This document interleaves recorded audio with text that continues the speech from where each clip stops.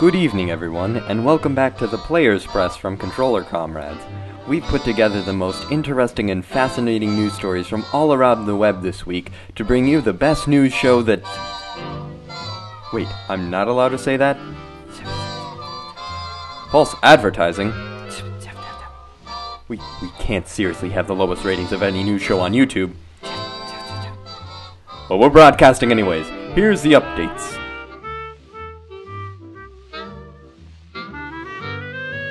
From the veritable river of stories streaming through the gaming news the last few weeks, we have caught a salmon of a story for you. The Kickstarter for Glorious Leader with an exclamation point, a game where you play as Kim Jong-un taking on the full might of the US military, was cancelled earlier due to alleged hacks directed towards Money Horse Games. Seeing as there was a huge market for side-scrollers starring world dictators, it was a big blow to the gaming industry indeed. It is unknown whether the game will be continued or suspended indefinitely, but as of now, the Glorious Leader shares the same fate as Half-Life 3.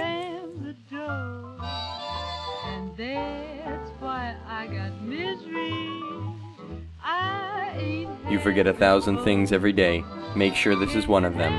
It seems as if Rockstar is living by their own words as of January 13th, by completely forgetting that not a week earlier they had promised their community that Great Stealing of Motors of the 5th edition was still being released January 27th. Now, I know what you're all thinking. Ain't that a large problem? Well, you'd be completely right in thinking that if they didn't slap on the old "we're making the game better and less buggy and more acceptable for the unbelievably high standards of PC gaming" onto it. Shame on you, Rockstar.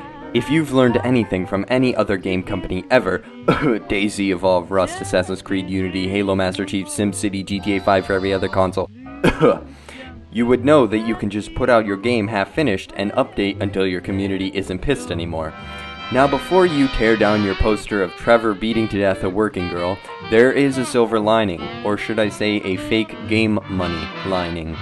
Rockstar has made their game available for pre-purchase on both their website and Steam.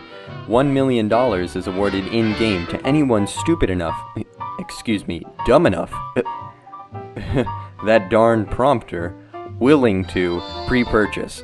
If you get in before the day before Groundhog Day, you get a copy of an older Rockstar game for free and some more stacks large enough to break the bank, or for any of the more uncultured, $300,000. If you want to pre-purchase on Steam, however, you get 50% of the hospitality for the same price. Steam is only giving early buyers GTA San Andreas, so forget your 30 FPS simulator, codename LA Noire, because now all there is to do is follow the damn train, CJ.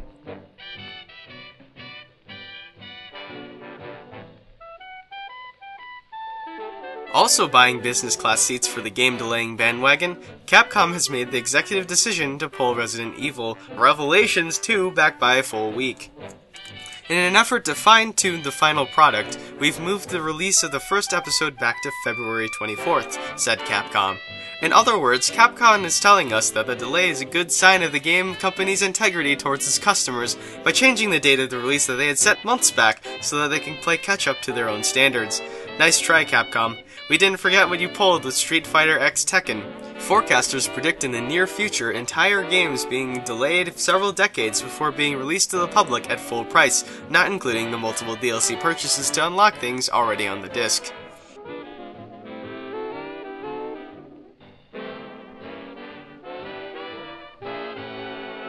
Windows 9? Forget you. We're moving right on to the 6th installment of Windows Vista, and according to Phil Spencer, who holds the title of Master Chief, which many news stations incorrectly named Xbox Chief, named Windows 10, quote, the best operating system for gamers, end quote. I can only assume that he uses best in the same way as "you're going to the doctors to get that shot" best, or "you're being admitted to an insane asylum" best. A showcase event January 21st for Windows 10 is the likely culprit behind the flood of news relating to the word gaming being paired with anything that isn't Windows 7. Spencer also talked about graphing the Xbox One to the left arm of Windows 10, or in other words teaming up to, quote, build out the features that we have, end quote, and make both the Xbox and the new operating system a gamer's paradise. Good luck, Microsoft. The PlayStation 4 is right with you with their beginning trials of graphing PS4s to Samsung TVs. Once you warned me, said if you scorn me, I'd sing the maiden's prayer again. Nintendo is upping its hardware game, drawing out the big guns, or rather, small guns, with the announcement of the new 3DS XL. The new device has a C-stick and ZL and ZR buttons, as well as built-in NFC technology to use with amiibos, the collectible figures that can be brought to life within games. Also, the 3D now apparently works, supposedly. So now you don't have to worry about getting headaches or vomiting all over the floor to enjoy Mario popping out of your screen and slapping you across the face.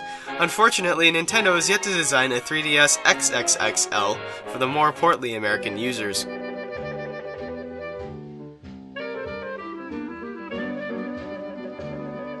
This is the day you will always remember as the day you almost caught. Stop right there, Captain Crunch. There's no need to worry about being caught pirating Hotline Miami 2 in Australia. With censor codes stronger than 14th century women's apparel codes, Australia has banned yet another over-the-top gory game for the cold-hearted reason of wanting to protect the innocent. After a fan emailed developer Jonathan Soderstrom, and it was confirmed by Devolver's Twitter, it's official that there is a game company that isn't fixed on making enough money to buy the entirety of Australia. Although, now that it's out there, that could be an easy fix to this dilemma. So Devolver, we wish you luck on your money endeavors.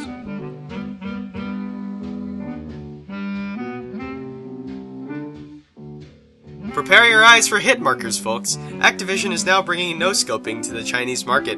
Call of Duty Online, a free-to-play rendition of the hit game series, has camped itself neatly into the East Asian gaming scene with the help of Tencent, a Chinese game company. The game is free, but offers in-game sales, as well as the renting of in-game items, effectively trick-shotting a demographic of Chinese gamers apparently larger than the US population. This is only more good news for Activision as their stocks rose due to the success of futuristic battle tactics, sky landings, and that game about fate everyone is raving about. Good for you, Activision, making the right choice to publish games from good game developers. You've come a long way from your humble beginnings shipping Atari cartridges.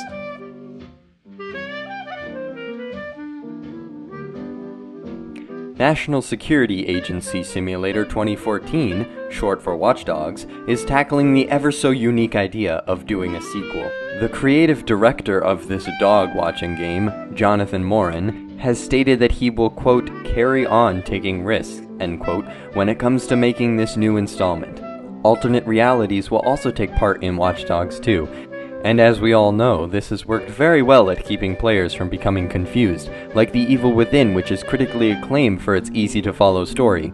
The developers are clearly playing off the confusion made by the first game. Although the confusion present in the first game was more of a "why am I playing this game" confusion, the second one will probably leave you just as dazed. Although Watch Dogs is taking risks, they are playing it safe by following the 5 Steps to a Successful Game handbook written by Howard Scott Warshaw. Morin stated, quote, I don't think Watch Dogs is perfect in any way, end quote. We couldn't agree more. Good luck with this game, and let's hope the E3 release will be just as fulfilling as before.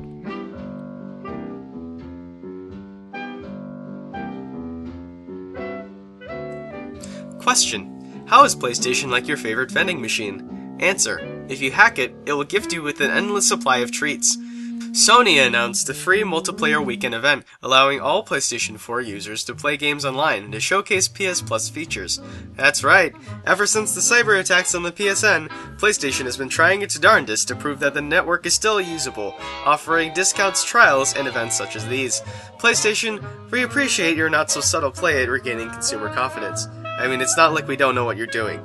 Please, next time, just send us free money. That would be great.